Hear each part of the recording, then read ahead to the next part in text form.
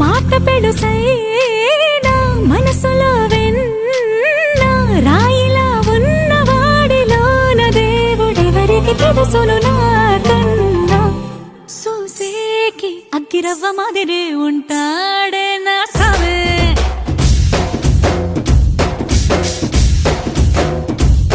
మెత్తాని పత్తి పువ్వుల మరే సంటాడే